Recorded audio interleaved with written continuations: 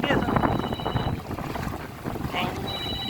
नहीं ये पानी है जैसा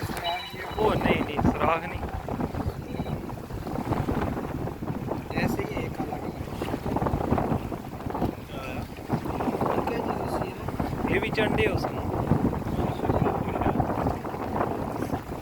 पत्थर ही है ना। नहीं लेकिन इस पर ये मच्छी अंडे देते हैं उसमें नहीं फिर अंडे भी बच्चे निकल गए उठे